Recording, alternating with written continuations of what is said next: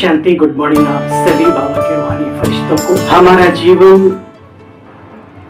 आनंदित रहे, त्याग तपस्या के मार्ग पर हम सभी चलने वाले बाबा के फरिश्ते बच्चे।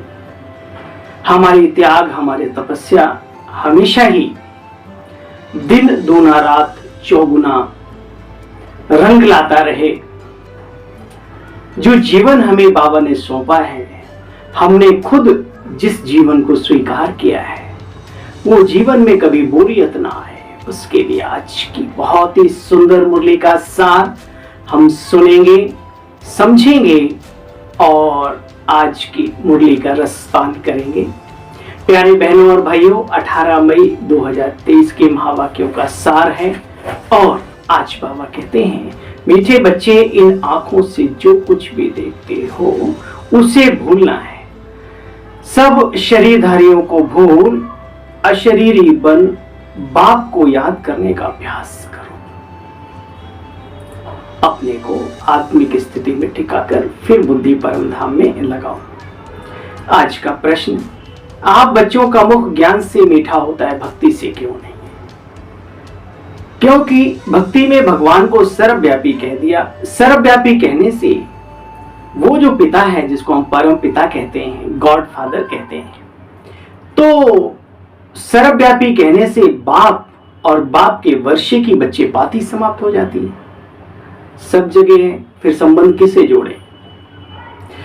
मुख वहां मीठा नहीं होता। अभी तुम बच्चे बाबा को प्यार से बाबा कहते हो, संबंध जुड़ गया ना, बाबा। तो ज्ञान से मुख मीठा होता है, बाबा कहने से वर्षा याद आ जाता है। भक्ति में खिलौनों से खेलते आए बच्चे, परिचय नहीं था। मुख मीठा हो तो कैसे हो? वहां तो सिर्फ गीत गाते आए, हे प्रभु एक बार तुम्हारा मुझे परिचय मिल जाए तो मैं तुम्हें चिट्ठी लिखूं, ये करूं वो करूं। अभी भी खोज जारी है, वर्षों वर्ष से खोज है। कहते हैं हम ईश्वर की खोज में लगे हैं। तो प्राप्ति से मुख मीठा होता है, ना कि खोज से। हमने भी खोजा, लेकिन डूब कर खोजा। बाबा कहते, बच्चे, इसलिए ज्ञान से मुख मीठा होता है। आज का गीत, ओम नमो शिवाय नमः। ओम शांति। शिवाय नमः अथवा नमस्ते भी कहा जाता है। नमस्ते हमेशा बड़ों को की जाती है। मनुष्यों का बुद्धि योग पतित पावन बाप के साथ तो बच्चे हैं नहीं। पतित को पावन बनाने वाला एक ही परम पिता परमात्मा है। सो तुम बच्चे इस बात को जानते हो। उनको कहा जाता है शिवाय नमः। क्या कहा जाता है? शिवाय नमः। यह भी बुद्धि में आता है कि शिव तो निराकार है। अगर शंकर को नमः कहेंगे तो कहेंगे शंकर देवताय नमः, विष्णु देवताय नमः, ब्रह्मा देवताय नमः, और शिव के लिए कहते हैं शिव परमात्माय नमः। यानी कोई अलग सत्ता है जो चौथा नाम लेना पड़ा। तुम बच्चे इन बातों को अर्थ सहित समझते हो। तुमको इस समय ब्राह्मण कहा जाता है। देवी बुद्धि अर्थात देवता बनने के लिए अभी यहां ब्राह्मण बन करके पुरुषार्थ कर रहे हो। देवताओं की महिमा अलग, ब्राह्मणों की महिमा अलग, और नई दुनिया बसाने वाला वो शिव परमपिता परमात्मा की महिमा भी बिल्कुल अलग। देवताओं की महिमा सर्वगुण संपन्न, 16 कला संपूर्ण, संपूर्ण निर्विकारी। ये वास्तव में देवताओं की महिमा है। और बाप की महिमा, वो ज्ञान का सागर, सुख का सागर, शांति का सागर, प्रेम का सागर। तुम बच्चे जानते हो, अभी ईश्वर हाजिर नाजिर है। बरोबर वह सुप्रीम सोल है, हाजिरा हजूर है। उनकी महिमा सबसे न्यारी है। उनका नाम शिव है। एक तो निराकार है, उसका नाम शिव है। उसका जिस्मानी नाम बच्चे कभी पढ़ता नहीं। बाकी सभी के नाम होते हैं अपने अपने जिस्मों पर। जन्म बाई जन्म शरीर बदलते रहते हैं। देखो बाबा ने कहा जन्म बाई जन्म शरीर बदलते रहते हैं। काश ये बात हमारी बुद्धि में बैठ जाए। जन्म बाई जन्म शरीर बदलते रहते हैं। बाकी आत्मा तो आत्मा ही है। आत्मा का क्या नाम है? कहते हैं शालिग्राम है ना। बाबा कहते बच्चे मनुष्य का नाम पड़ता है शरीर पर, कहेंगे फलाने का पितृ अथवा श्राद्ध खिलाते हैं तो शरीर का ही तो नाम याद करते हैं, वह याद आता है। जिस्म तो जल जाता है या गल जाता है, बाकी आत्मा है तो आत्मा को खिलाते पिलाते हैं। कहते हैं आत्मा को निर्लेप तो बच्चे कह ना सके। जब खिला रहे हो, पिला रहे हो, भाषणा ले रही है, महसूस कर रही है, तो उसको निर्लेप कैसे कह सकते हो? दुख सुख की जो फीलिंग है, जो महसूस है, वो तो आत्मा ही करती, ना कि शरीर। डेड बॉडी कुछ फील नहीं करता, ना स्वाद, ना रस, ना गंध, कुछ। देखो बच्चे, आत्मा को भी निर्लेप कह ना सके। जब कोई शरीर छोड़ते हैं तो शरीर तो खत्म हो गया ना, फिर किसको खिलाते हो? भले खिलाएंगे आत्मा को, तो भी शरीर में मोह रहता है। यहां बाबा कहते शरीर, कोई के शरीर के साथ बच्चे मोह मत रखो, कोई के भी, न सूक्ष्म और न स्थूल, न अपने के शरीर के साथ न दूसरे के शरीर के साथ। अटैचमेंट नहीं होनी चाहिए, पार्ट प्ले कर रहे हो बस। यहां बाबा कहते हैं शरीर के साथ कोई मोह नहीं रखो, बिल्कुल नष्टो मोह हो जाओ। बाबा ने कहा ना, जो इन आंखों से दिख रहा है उसे सब कुछ भूलो, और जो अशरीरी है उसे याद करो। मेरा तो बच्चे, बाबा कहते मेरा तो बच्चे कोई शरीर है नहीं, इसलिए डिफिकल्टी होती है बच्चों को। वहां सगाई होती है, अंगूठी पहनाते हैं। अब वास्तव में निराकार की तो कोई चित्र है नहीं, काहे की अंगूठी पहनोगे, किस तरीके से, है ना। फिर भी उसका बिंदु स्वरूप बना करके कहीं डालते हैं, शौक है उनको। बाप तो कहते बच्चे मेरा कोई चित्र नहीं, अंगूठी पहनाई जाती है इसलिए कि निराकार शिव बाबा को याद करो। बुद्धि उस निराकार, उस पॉइंट स्वरूप में लगी रहे, बस।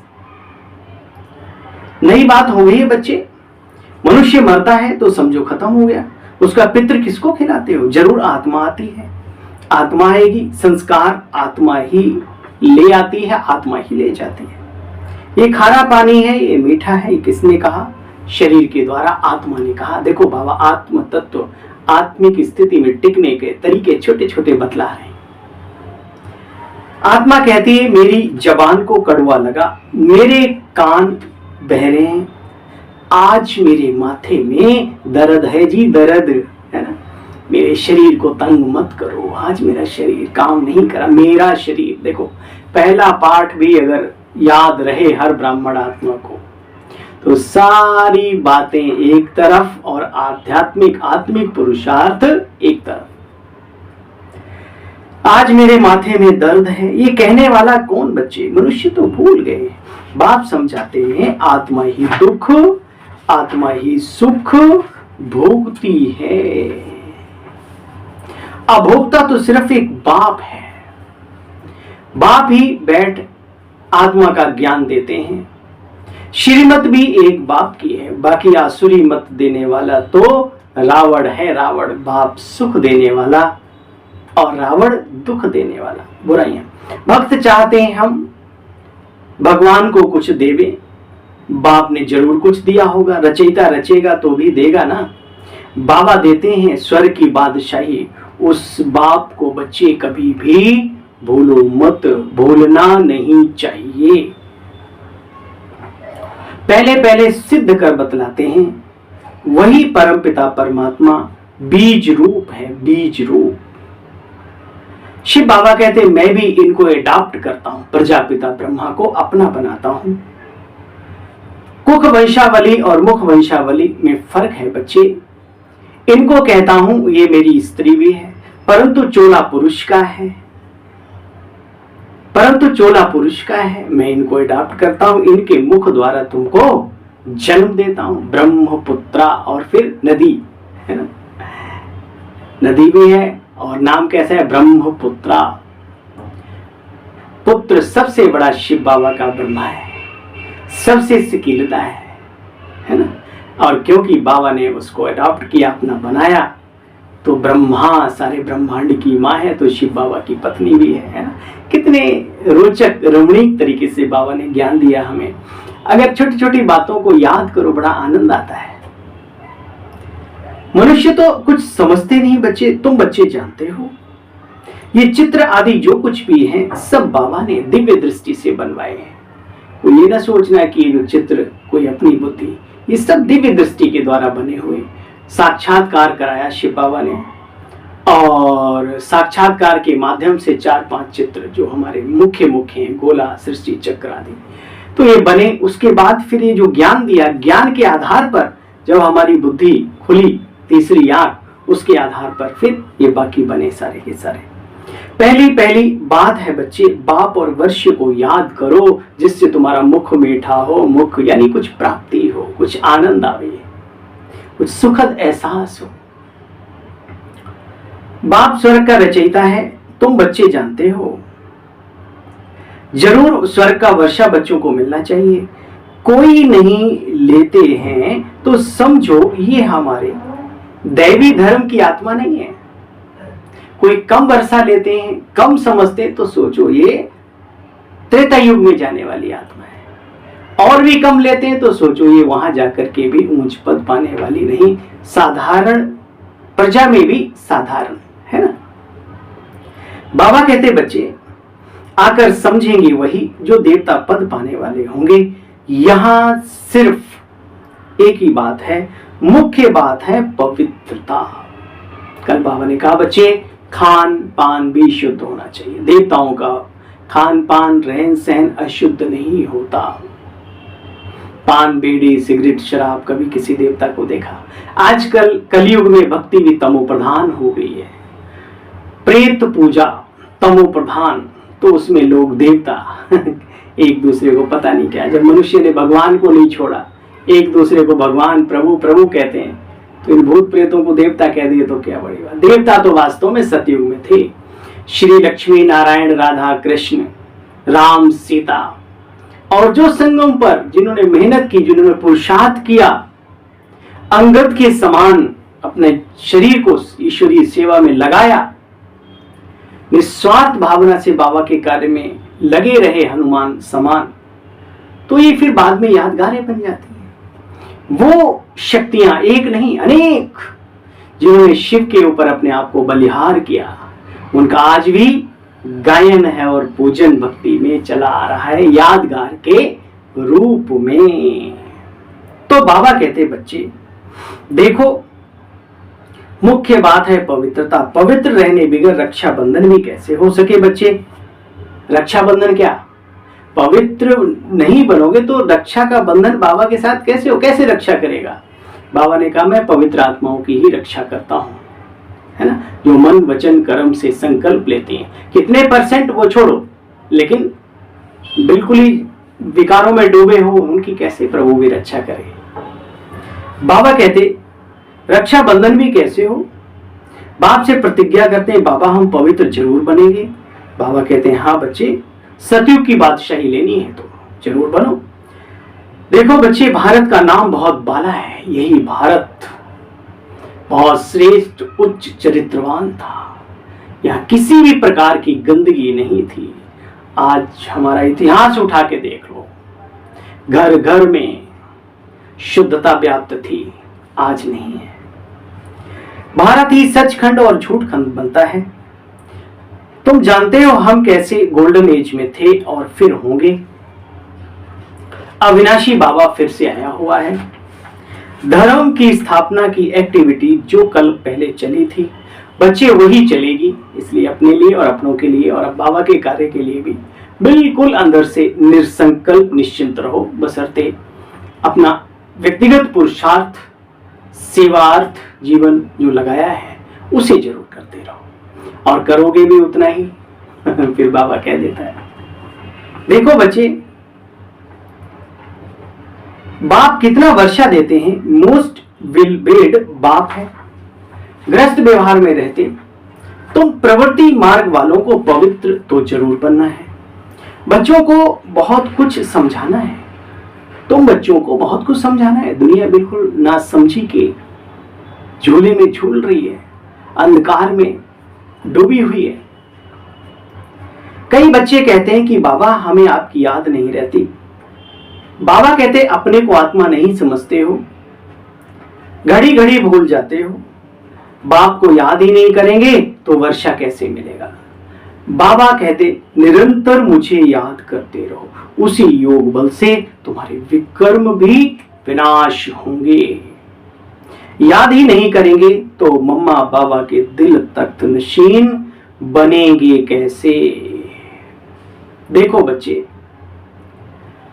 सपूत बच्चे निरंतर याद में रहने का पुरुषार्थ करते हैं। पहचान है सपूत बच्चों की, वो इधर उधर की तिक तिक में नहीं जाते हैं, अपने मन को शिव बाबा में लगा के रखते हैं। अंत तक बच्चे करना ही है।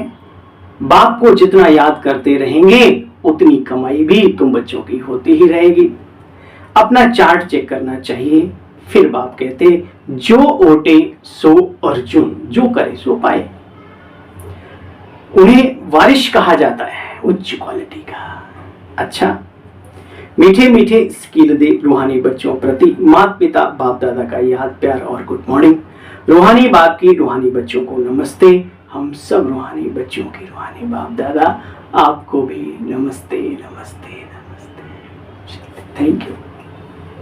धारणा का मुख्य सार है, ईश्वरीय मत पर चल एक दो को सुख देना है। सुख ईश्वरीय मत पे, रावण की मत पर भी चल के सुख का एहसास कराते हैं एक दूसरे को, लेकिन नहीं, बाबा कहता वो सुख सुख नहीं दुख में बदल जाता है। ये है परमानेंट आनंद सुख की बात, ईश्वरीय आध्यात्मिक सुख की बात। ईश्वरीय मत पर चल एक दो को सुख देना है, किसी को भी बच्चे दुख नहीं देना, ये पक्का करो कम से कम। बाप समान सुखदाता बनना है जरूर जरूर जरूर। इन शरीरों से मोह निकाल, नष्टो मोहा बनो। सपूत बच्चा बन निरंतर बाबा को याद करने का पुरुषार्थ करते रहो, है ना। मेन जो बाबा ने बात बताई, सपूत बच्चा बन निरंतर शिव बाबा को याद करने का पुरुषार्थ करते रहो। अपने कर्मों से, अपने कलम से, अपने पद पोजीशन से जितना हो सके सुखदायी जरूर बनो। आज बाबा का वरदान है, हंस आसन पर बैठ हर कार्य करने वाले, हंस आसन पर बैठ हर कार्य करने वाले, सफलता मूर्त विशेष आत्मा भव। सफलता मूर्त विशेष आत्मा भव। जो बच्चे, बाप दादा ने कहा, जो बच्चे हंस आसन पर बैठकर हर कार्य करते हैं उनकी निर्णय शक्ति श्रेष्ठ हो जाती है। इसलिए जो भी कार्य करेंगे उसमें विशेषता समाई हुई होगी। जैसे कुर्सी पर बैठकर कार्य करते हो, वैसे बुद्धि हंस आसन पर रहे तो लौकिक कार्य से भी आत्माओं को स्नेह और शक्ति मिलती रहेगी। जिस जगह पर आप व्यवस्थित हैं, उपस्थित हैं, वहां से भी अनेक आत्माओं को स्नेह और शक्ति आपके कर्मों के द्वारा मिलती रहेगी। पोस्ट पोजीशन से भी हर कार्य सहज ही सफल होता रहेगा। तो स्वयं को हंस आसन पर विराजमान विशेष आत्मा समझ कोई भी कार्य करो और सफलता मूर्त बनो। वो तभी होगा जब पवित्र बुद्धि हंस समान बैठेंगे और सभी उसी नजर से देखेंगे। स्लोगन, स्वभाव के टक्कर से बचने के लिए, टकरा जाते ना आपस में कई सेवा कर रहे हैं एक साथ या दूर दूर भी है तो भी मानसिक टक्कर होती रहती है, तो बाबा कहते हैं स्वभाव के, संस्कारों की, आदतों की, जिसको बाबा कहता है स्वभाव के टक्कर से बचने के लिए अपनी बुद्धि, अपनी दृष्टि, अपनी वाणी को सरल बनाओ। सरल। ओम शांति, ओम शांति, ओम शांति। आप सभी बाबा के फरिश्तों को, अपने इस सेवादारी भाई की पुनः एक बार ओम शांति, गुड मॉर्निंग। जागते रहो, जगाते रहो।